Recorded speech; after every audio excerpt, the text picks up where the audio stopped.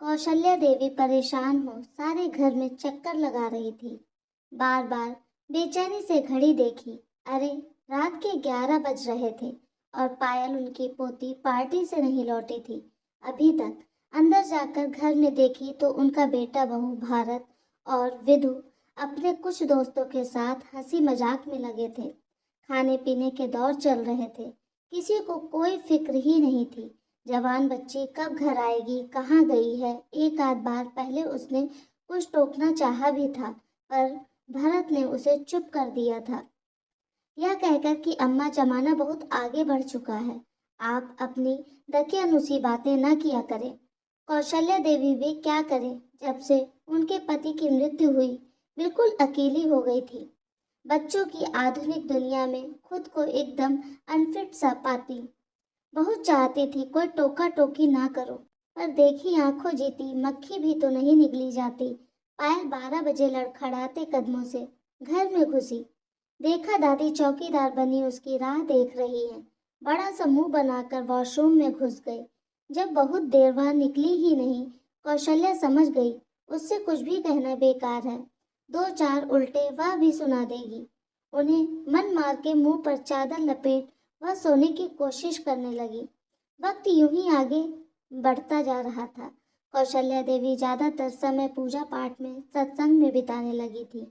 एक दिन सभी बहुत दिनों बाद डाइनिंग टेबल पर एक साथ इकट्ठे हो खाना खा रहे थे। हंसी खुशी का माहौल था कि अचानक पायल को वॉमिटिंग महसूस हुई। वह घबरा कर भाग वॉश बेसिन तक। भरत पहली बार गुस्सा हुआ, पर विधु पता नहीं यह लड़की सारा दिन कहाँ गर्मी में घूमती रहती है। बदहजमी हो गई है लगता है। किसी डॉक्टर को दिखाओ। इसे विधु ने अपने दोस्त और फैमिली डॉक्टर रूपा को झट बुला लिया। डॉक्टर रूपा ने उसे शिकायत की, अरे बेटी की शादी कर दी और हमें बुलाया भी नहीं क्या? विधु जैसे आसमान से जमीन पर गिरी। ऐसा क्यों बोल रही हो? डॉक्टर रूपा हंसते हुए बोली, तुम नानी बनने वाली हो। विधु का सारा शरीर पसीना पसीना हो गया। उसने रूप से गिड़गिड़ाते हुए कहा, तू मेरी अच्छी सहेली है, प्लीज इस बात को सीक्रेट रखना। अभी कोई तरीका बता इससे छुटकारा पाने का। रूप ने कहा, काफी एडवांस स्टेज है, अबॉर्शन नहीं हो सकता। अब एक ही तरीका है, अब तू इसे लेकर कहीं दूर चली जा। डिलीवरी के बाद आ जाना, तब तक यहाँ कोई भी बहाना बना देना। रूप ने बताया, उसकी एक जान पहचान की डॉक्टर है जम्मू के एक गांव में, वहाँ चले जाना, मैं बात कर लेती हूँ। उस समय विधु के पास कोई ऑप्शन नहीं बचा था। इसके अलावा कुछ समय के लिए वह बेटी पायल के साथ वहाँ से चली गई। घर में सब जान गए थे, घर की इज्जत आबरू बचाने का अब शायद यही विकल्प बचा था। जम्मू के जिस गांव में वह जाकर ठहरी थी, वह शहर से दूर एक बहुत सुंदर गांव था। चारों ओर का प्राकृतिक सौंदर्य मन में अलौकिक शांति प्रदान करता था, पर दोनों की मनोस्थिति इस समय ऐसी थी कि बिल्कुल चुपचाप रहती। कई दिन निकल जाते, वह आपस में बात भी नहीं करते, जैसे एक दूसरे से नजरें चुराती। कहाँ पायल इतनी चुलबुली और शरारती, और अब जैसे हंसना बोलना सब भूल गई हो। विधु भी बहुत उदास परेशान रहती। रह रहकर उसे अपनी सास कौशल्या देवी की हिदायतें याद आती और बिना रुके आंसू उनकी आंखों से बहते जाते। मैं उनका कितना अपमान करती।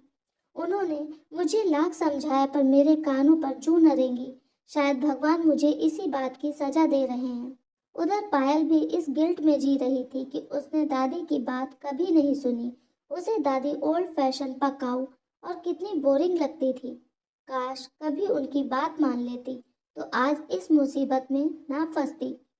जब भी उसे अपने बॉयफ्रेंड का ध्यान आता, गुस्से से उसकी मुट्ठियां बिंच जाती।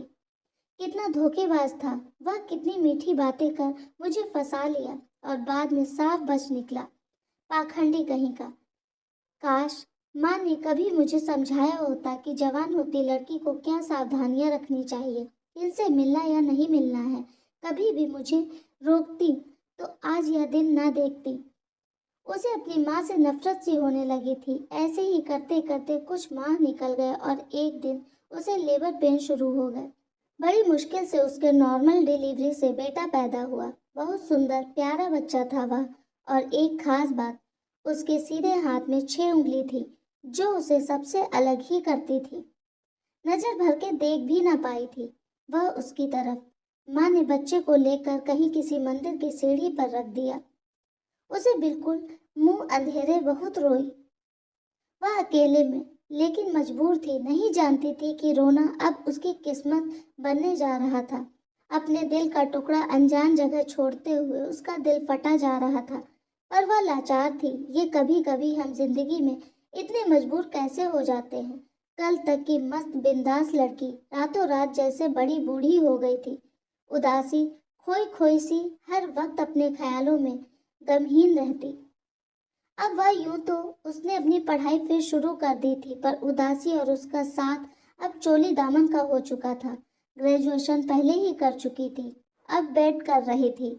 उसके पिता उसकी माँ पर जोर डालते कि अब इसकी शादी जल्दी करवा देते हैं, सब भूल भाल के अपनी गृहस्थी में रम जाएगी। अच्छा लड़का मिलने भी कहाँ है। जल्द ही एक सुयोग्य लड़के के मिलते पायल के हाथ पीले कर दिए गए। वह लगभग बिना विरोध किया एक कठपुतली सी बन के रह गई थी। ससुराल में बहुत बड़ा संयुक्त परिवार था। भारत और विधु ने जी खोल कर पैसा लगाया था। कुछ तो था भी उन पर, और कुछ इस बात से कि इस पैसे की चकाचौंध में वह लोग उसकी बेटी को कुछ न कह सके। अगर कभी कुछ जान भी ले तो पायल हर समय डरी सहमी सी रहती, और सब यही समझते कि लड़की बड़ी संस्कारी है। पैसे का घमंड तो बिल्कुल छू के भी नहीं गया उसे। पायल की शादी को काफी समय हो चला था, पर वह सामान्य न हो पाती। उसके मन में हर पल अपने किए गलत काम का एहसास रहता और वह डरी डरी सी रहती। उसकी जेठानियां, नंद, देवर उससे मजाक करते, हंसी ठिठोली करते, पर वह तीखी सी मुस्कान से ही उनसे बात करती। एक दिन उसकी जेठानी ने उसके पति को घेर लिया। क्यों देवर जी, हमारी देवरानी को कहीं घुमाने नहीं ले जाते? आप देखिए कितनी बोर होती रहती है। वह सुनील, उसका पति, हंसते हुए बोला, अरे आप भी समझाओ अपनी देवरानी को। यह जहाँ हुक्म करेगी बंदा जाने को तैयार है। आप शायद हनीमून पर भी तो नहीं गए हैं अभी तक। चलिए इस बार पहले जम्मू वैष्णो माँ के दर्शन करने जाइए, फिर श्रीनगर। उनकी भाभी ने कहा। जम्मू का नाम सुनते ही पायल डर से पीली पड़ गई। नहीं, मुझे कहीं नहीं जाना, वह बौखलाई सी बोली। उसका इस तरह रिएक्ट करना बड़ा ऑवर्ट सा लगा सबके लिए, पर बात आई गई हो गई।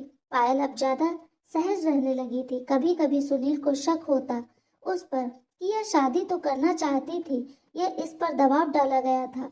एक दिन सीधे उन्होंने पायल से ही पूछ लिया, सच बताओ पायल, तुम किसी और को चाहती थी ना? पायल घबरा गई। आप ऐसे क्यों कह रहे हैं? मुझसे कोई गलती हुई है? नहीं, तुम खुश नहीं लगती हो ना, इसलिए बस। वह भी कुछ गंभीर स्वर में बोले। पायल जबरदस्ती मुस्कुराने का प्रयास करने लगी। गलत कहाँ कह रहे थे वह? अपना स्वाभाविक व्यवहार कहाँ कर पा रही थी वह? अब तो पायल की सास को भी उस पर शिकायत होने लगी थी। यदा कदा कब दादी बनाओगी? हमें शुरू में पूछे गए यह प्रश्न हंसी मजाक से कब कितनों में बदल चुके थे। सुनील और पायल के सारे टेस्ट नॉर्मल थे, पर भगवान पायल की गोद न भरते। धीरे धीरे घर में लेडीज ने कानाफूसी शुरू कर दी। बांझ है यह तो, उसके कानों में नश्तर बन चुके थे। यह शब्द मन करता चीख चीख के सबको बता दो, मेरे इतना प्यारा सा बच्चा हुआ था।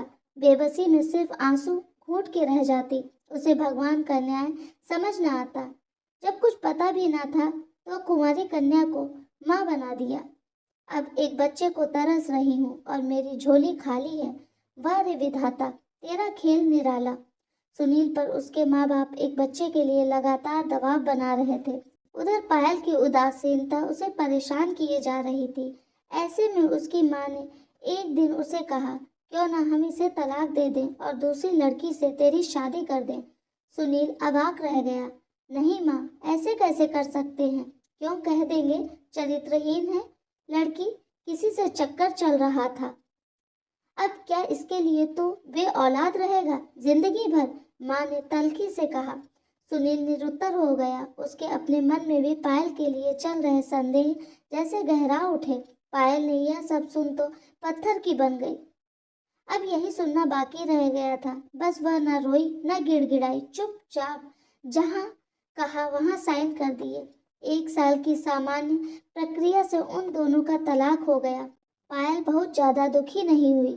डर डर के जीने से अच्छा है आजाद रहे। वैसे भी वह जिंदा लाश ही थी। जिंदगी के सारे रंग उसे घटना के बाद जैसे जुदा हो गए थे। घर में भी उसके माँ बाप बूढ़े हो गए थे। उन्होंने उसके हाल पर उसे छोड़ दिया था और वह फिर से अपनी पढ़ाई पर ध्यान देने लगी। कहीं जॉब कर लूंगी और माँ पापा पर बोझ ना बनूंगी, यह सोचकर वह मन ही मन योजनाएं बनाती रहती। पायल ने कई जगह जॉब के लिए अप्लाई कर रखा था। छोटे बच्चों को ट्यूशन तो वह पढ़ाने ही लगी थी। अपने घर में ही सारा दिन पढ़ने पढ़ाने में व्यस्त रहती। बच्चों की संगति उसे बहुत अच्छी लगती थी। उनकी मीठी मीठी बातें उसके दिल का दर्द हर लेती और जब वह उनके बीच होती बिल्कुल बच्चा ही बन जाती। कभी कभी खिलखिला के हंसती भी थी। वह उसे खुद आश्चर्य होता कि क्या वह खुद ही है। जब से वह हादसा हुआ था शायद पहली बार वह इतना खुश रहने लगी थी। कभी अकेले में उसे अपने बच्चे की याद भी आती जरूर थी, पर वह अपने चारों ओर घिरे हुए बच्चों में उसका काल्पनिक चेहरा बना लेती और अपनी सारी ममता उन बच्चों पर उड़ेल देती। बच्चों की वह बहुत चहेती बन गई थी। उनके पेरेंट्स शुरू में तो खुश होते, यह टीचर है जो इतना वक्त देती है, पर जब बच्चे उसके पास से लौट के ही ना आना चाहते तो वह शक करते, यह मैडम कोई जादू तो नहीं करती हमारे बच्चों पर। जादू ही तो करती थी वह सब पर, अपने प्यार का, बेपनाह मोहब्बत का और दुलार संग पढ़ाई का। उसे भी उन बच्चों की बहुत आदत हो चली थी।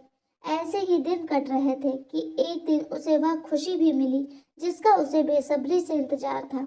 उसका केंद्रीय विद्यालय में पीआरटी प्राथमिक शिक्षिका के रूप में स्थायी नियुक्ति हुई थी। क्योंकि यह उसकी पहली पोस्टिंग थी, उसे हार्ड स्टेशन के रूप में जम्मू में पोस्टिंग मिली थी। कुछ हद को वह सिहर उठी। इस बात पर खुश हूँ या भयभीत उसे समझ न आया, लेकिन फिर उसने सोचा कि भगवान जो भी करते हैं उसमें कोई न कोई भलाई छुपी होती है। जब मेरा सिलेक्शन हुआ है और वहाँ भेज रहे हैं तो कुछ मेरी भलाई ही होगी। महत्वपूर्ण यह है कि मैं अब आत्मनिर्भर हूँ। पूरी जिंदगी भी उन मासूम बच्चों के संग काट दूंगी तो कम है। उसे यहाँ के बच्चों को छोड़ने का दुख भी था, पर क्या कर सकती थी। आज उसे जम्मू जाना था। सारे बच्चे उसके लिए अलग अलग कार्ड गिफ्ट्स लेकर आए थे। कोई सुंदर गुलाब बेल के फूलों का गुलदस्ता बनवा के लाए थे। उसके आंसू उनका इतना प्यार देखा रुकने का नाम ही नहीं ले रहे थे। वह मन ही मन सोचती, कौन कहता है इस दुनिया में प्यार की कमी है। देखो इन मासूमों को, जितना प्यार बटोर सकते हो बटोर लो, भर लो अपना दामन। बस भगवान का अपना अलग स्टाइल है प्यार देने का। जम्मू आए 1 माह हो चुका था। पायल को शुरू में तो नए स्कूल, बच्चों और साथ के अन्य लोगों को समझने में ही व्यस्त रहती। हर दम वही स्टाफ, क्वार्टर में रहने की भी व्यवस्था हो गई थी। बहुत अच्छा मौसम था यहाँ का। उसे सब कुछ बहुत अच्छा लग रहा था। जब पहली बार आई थी यहाँ तब और अब में बहुत फर्क था। यूं तो सभी जानते थे कि पहली बार माँ बनने का एहसास कितना मधुर होता है, पर एक कुंवारी कन्या के लिए यह अभिशाप और काले पानी की सजा से भी ज्यादा दुखदाई होता है। वह पल पल मर मर के जीने को मजबूर होती है। कभी कभी पायल के मन में अजीबो गरीब से सवाल उठ खड़े होते, क्या उसका बच्चा बच गया होगा? क्या अगर ऐसा है तो वह भी यहीं हो सकता है? अगर वह यहीं है तो क्या उससे कभी मिल सकेगी? प्रश्नों के झंझावात में मन डोलने लगता और वह बेचैनियों के भंवर में डूबती उतरती रहती। कई बार मन छोटे बच्चे सा मचल जाता उसका, अपने बेटे को एक झलक देखने को। शहर के हर मंदिर की चौखट पर घंटों बैठी रहती कि शायद कोई चमत्कार हो जाए। किसी से पूछे भी तो क्या पूछे, आज से कोई 25 से 30 साल पुरानी बात हो गई थी। अब कभी कभी छोटे बच्चों में अपने बेटे की एक ख्याली तस्वीर बुनती, फिर सहरसा चौंक जाती कि वह तो जवान युवक होगा, अब हो सकता है शादीशुदा हो, बाल बच्चों वाला भी हो। यहाँ जम्मू में भी वह छोटे आस-पास के बच्चों को घर में ट्यूशन पढ़ाने लगी थी। इस बहाने उसका वक्त भी गुजर जाता और फिर बच्चों के संग होते हुए उसे अच्छा भी बहुत लगता था। यहाँ सब उसका बहुत सम्मान करते। छोटी उम्र की लड़कियां उससे सिलाई बुनाई भी सीख लेती। उसकी एक अच्छी आदत थी कि वह उसे जो भी कुछ आता था कुछ दूसरे को सीखने को हर पल तैयार रहती। इसी तरह उसके दिन मजे से कट रहे थे। बस एक ही मलाल रहता मन में कि कभी वह अपने बेटे को मिल पाएगी, इस जन्म में या नहीं। पायल को छोटे बच्चों का साथ बहुत भाता था, इसलिए वह जानबूझकर पहली दूसरी कक्षा को ही अपने पास रखना चाहती। कितनी ही बार उसका प्रमोशन आया था, पर वह ना तो बच्चों को और ना ही जम्मू को छोड़ना चाहती थी। उसका लंबा अनुभव, बच्चों के संग इतना अच्छा व्यवहार देख कोई भी इस बात पर ऑब्जेक्शन नहीं कर पाता था। कई बार उसे बेस्ट टीचर अवार्ड से भी नवाजा गया था। उसके लिए तो इन प्यारे बच्चों के साथ से बढ़कर कोई अवार्ड नहीं था। उस दिन बहुत बारिश हो रही थी। बच्चे अब स्कूल आ चुके थे, तो रेनी डे भी कैसे घोषित होता। अब तो उन्हें जैसे तैसे संभालना ही था। क्लासेस में पायल सेकंड स्टैंडर्ड की क्लास टीचर थी और वहीं उसकी क्लास चल रही थी। उसकी क्लास के लगभग सारे बच्चे उसे टीचर कम अपनी मम्मी या दादी जैसा ही समझते। कई बार वह उसे भूल से अम्मा ही बुला जाते। फिर वह भी तो उन्हें रोज अच्छी कहानियां सुनाती, पोयम सिखाती। कोर्स का तो वह सब यूं ही जल्दी ही खत्म कर लेते, जिससे इन सब के लिए खूब वक्त मिले। आज भी बारिश के माहौल में सब कविता पाठ कर रहे थे। पहली पंक्ति वह बोलते, फिर सब बच्चे रिपीट करते, rain rain go away come again another day. बच्चों को यह पोयम गाते हुए बड़ा मजा आ रहा था। अभी तक जो बच्चे रोने लगे थे, घर जाने की जिद कर रहे थे, वह भी झूम झूम के कविता दोहराते और खुश होते। उसके पास यह छोटे बच्चे अपने सभी छोटे बड़े कामों के लिए बेखौफ चले आते। मैम, मेरे जूते का फीता नहीं खुल रहा है। मैम, मेरे किताब का कवर नहीं चढ़ाया जा रहा है, आदि बातों में बच्चे उसे लगाए रहते। उस क्लास में एक बच्चा था, सूरज, जो सबसे खास और प्यारा लगता था उसे। पता नहीं क्या कशिश थी उस नन्ही जान में। उसे गोद में उठाते ही उसे कुछ होने लगता था। ऐसा महसूस होता है जैसे उसकी छाती में कोई तरल पदार्थ सा तैर जाता है। इस उम्र में भी वह भी तो उस पर ऐसे अधिकार जमाता जैसे कोई घर का ही बच्चा हो। वह उसे जितना खुद से दूर रखना चाहती, मन उतना उसके पास भटकता। उसे लगता शायद कोई पिछले जन्म का नाता होगा इस बच्चे से मेरा। फिर भी अगली पेटीएम परसों को ही थी। उसने सब बच्चों की डायरी में लिख दिया कि इस बार सब अपने मम्मी पापा दोनों के साथ आएंगे। उसे मन में कोई जिज्ञासा थी सूरज के पेरेंट्स से मिलने की। आज वह बहुत व्यस्त थी, सारे पेरेंट्स से घिरी बैठी थी। वह सब अपने बच्चों के बातें जान रहे थे और पायल से तरह तरह के टिप्स भी ले रहे थे। एक बच्चे की माँ बोली, आप इन्हें कैसे समझाती हो कि एकदम मान जाते हैं। जब से आपने फास्ट फूड खाने को मना किया है, अब यह घर का खाना खाने लगा है। दूसरी कहने लगी, टीचर जी, हमारा बच्चा घर में मोबाइल नहीं छोड़ता, क्या करें, पता नहीं यह बच्चे सुनते ही नहीं। दोनों माता पिता बहुत दुखी थे। पायल बोली, अगर इस छोटी उम्र में यह आपकी नहीं सुन रहे तो फिर किस उम्र में यह आपकी सुनेंगे? सोच के बताइए। अरे बच्चे तो गीली मिट्टी के समान होते हैं, जिस आकार में चाहे ढाल लें आप। फिर अगर मोबाइल छुड़ाना है उनका तो अपना मोबाइल पहले छोड़िए। इन बच्चों को कुछ भी सिखाना नहीं होता, यह आपका अनुकरण करते हैं। सूरज की मम्मी अकेली ही आ पाई थी। उन्होंने बताया कि उनके पति डॉक्टर रूप बहुत व्यस्त थे और माफी मांग रहे थे ना आ पाने का। जल्दी ही वह आपसे मिलेंगे। हमारा बच्चा सारे दिन सिर्फ और सिर्फ आपकी बातें करता है, जिससे इसके पापा की उत्सुकता बहुत बढ़ गई है आपसे मिलने की। पायल यूं ही मुस्कुराती रही और सबके जवाब देती रही। जिंदगी में कब क्या मोड़ आ जाए कोई कह नहीं सकता। हम सालों किसी चीज का, व्यक्ति का बड़ी बेसब्री से इंतजार करते हैं। हो सकता है वह हमारे आसपास ही हो, तब भी हम पहचान नहीं पाते। अचानक वह हमारे सामने आ जाए तो सहसा अपनी खुशकिस्मती पर विश्वास नहीं कर पाते।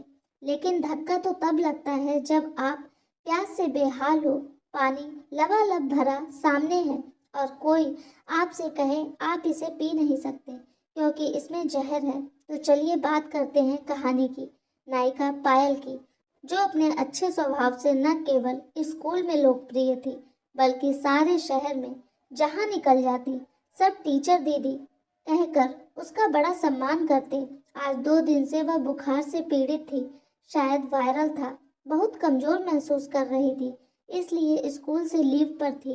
ऐसे नाजुक समय में आदमी को परिवार की बहुत जरूरत महसूस होती है। कहने को सब अपने ही थे, पर आजकल बिना बताए आसानी से किसे पता चलता है कि पड़ोस में क्या चल रहा है। उसे भी लगा था मामूली बुखार है, एक आध दिन में ठीक हो जाऊंगी, क्यों किसी को परेशान करूं। बीमारी की हालत में उल्टे सीधे विचार मन को परेशान करते ही हैं। वही हाल पायल का हो रहा था। क्या वाकई में कोई युवावस्था में की गई भूल एक गलती मात्र थी, या फिर कोई गुनाह था जिसकी माफी उसे इस जन्म में नहीं मिलेगी। वह आज खुद ही वकील और जज बनी हुई थी। एक और वह सोचती इस उम्र में अक्सर ऐसी गलती हो जाती है, पर इसकी इतनी बड़ी सजा, क्या यह न्यायोचित है? गलती तो गलती ही होती है। किसी मासूम को जब पालना ना हो तो पैदा कर किसके हवाले छोड़ा था। दूसरी तरफ आवाज आती है, मैं मजबूर थी, खुद निर्णय नहीं कर सकती थी, मेरे घर वालों के निर्णय ही मान्यता, तब घर वालों को ना घसीटा। बीच में अपने कर्मों का फल हमें खुद ही भुगतना पड़ता है। अभी यह अदालत ना जाने कितनी देर चलती। वह तो तभी किसी ने दरवाजा खटखटाया। उसने कमजोर स्वर में कहा, कौन है, अंदर आ जाओ। उसके सामने एक लंबा गौरवर्ण बहुत खूबसूरत व्यक्ति खड़ा था। वह मंत्रमुग्ध सी उसे देखने लगी, अभी कुछ समझ पाती कि वह कौन है। इतने में सूरज दौड़ते हुए आकर उससे लिपट गया। तो आप सूरज के पापा डॉक्टर रूप हैं? वह सामान्य हुई। वह उठना चाह रही थी, पर उसने उन्हें लेटे रहने को कहा। बहुत दिनों से ख्वाहिश थी आपसे मिलने की। सूरज आपसे बहुत अटैच है। 2 दिन से आप स्कूल नहीं आई, तो यह मुझे आज यहाँ ले आया। उसने प्यार से सूरज को निहारा। वह खुद भी सभी बच्चों को बहुत मिस कर रही थी। आप क्या मेडिसिन ले रही हैं? लाइए मैं आपको चेक कर लेता हूँ, कहकर उसके पास आया। अरे आपको तो बहुत तेज बुखार है, वह बोला।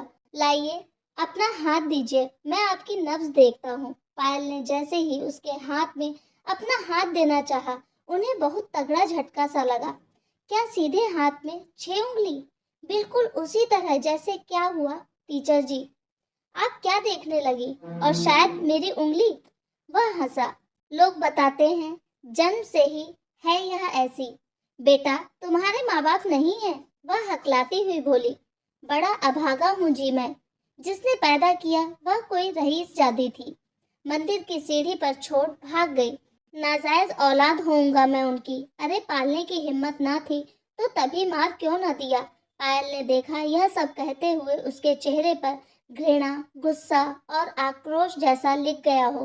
वह बोलता रहा, वह तो भला हो एक दंपत्ति का जिन्होंने मुझे वहां से उठाकर पाल पोस कर इंसान बनाया।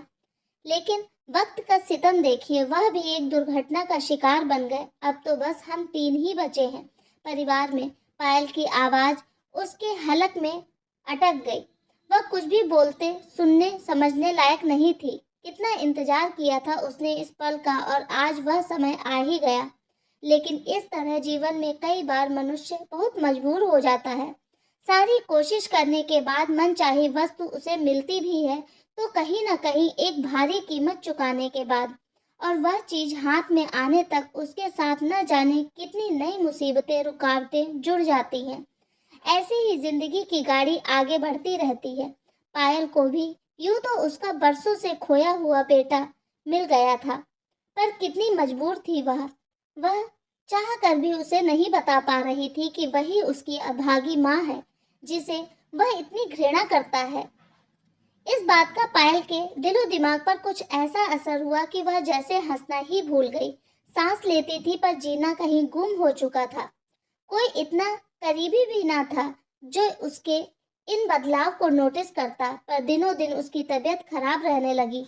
वो बुखार ही पीछा नहीं छोड़ रहा था। कभी उतर जाता, कभी चढ़ जाता। वह भी जीवन से निराश हो चली थी। अभी तक एक आस तो थी मन में बेटे से कभी मिलने की, पर वह मिलेगा, वह भी इस तरह, उसने कभी सोचा न था। एक आध बार उसके बेटे डॉक्टर रूप का फोन आया भी था, उसका हाल चाल जानने के लिए कि अब उसकी तबीयत कैसी है। वह टाल जाती है यह कहकर कि वह बिल्कुल स्वस्थ है। उसे लगता, क्या बताऊं उसे, वह मेरा कौन लगता है और मैं क्या समझाऊंगी और वह क्या समझ पाएगा। कई बार हम सारी जिंदगी लड़ते रहते हैं अपनी जिंदगी में, और जब मंजिल हमारे सामने होती है हिम्मत हार जाते हैं और हथियार डाल देते हैं। वही हाल पायल का था इस वक्त। अब फिर काफी दिनों से पायल स्कूल से छुट्टी पर थी। तबीयत खराब होने की वजह से फिर एक दिन दोबारा डॉक्टर रूप ने ही उसे नर्सिंग होम में दाखिला कराया जहां वह काम करता था। दरअसल पायल अचेत अवस्था में मिली थी उसे।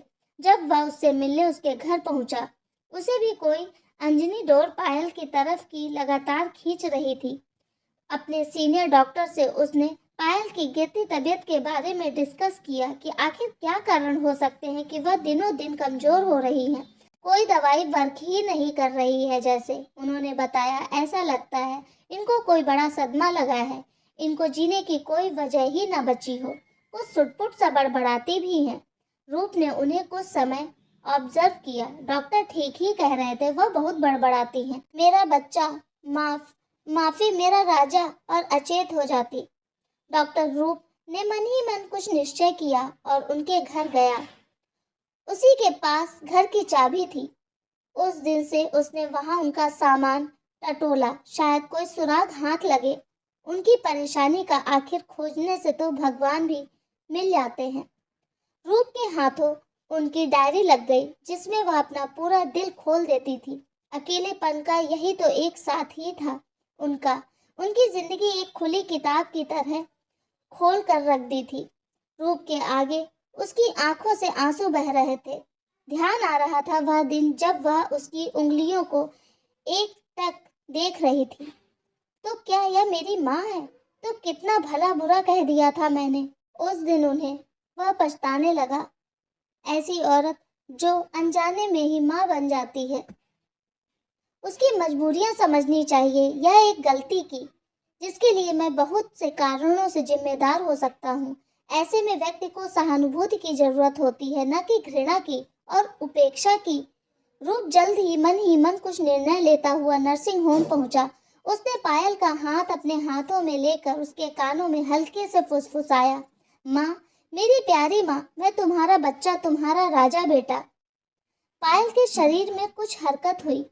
बार बार यह सुनकर धीरे धीरे उसकी बेहोशी टूटी और रूप को अपने सामने देख, उसे इस तरह से प्यार से माँ पुकारते देख, उसके निर्जीव प्राय शरीर में मानो किसी ने प्राण फूंक दिए।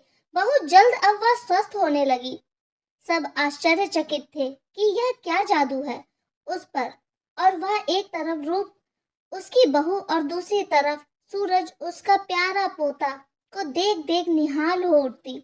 उसे जैसे सारे जहां की खुशियां मिल गई थी। अब सच ही कहा है किसी ने, भगवान जब देता है तो छप्पर फाड़ के देता है। आपको यह कहानी कैसी लगी हमें कमेंट करके जरूर बताएं, और ऐसी ही कहानियां सुनने के लिए हमें सब्सक्राइब जरूर करें। Thank you.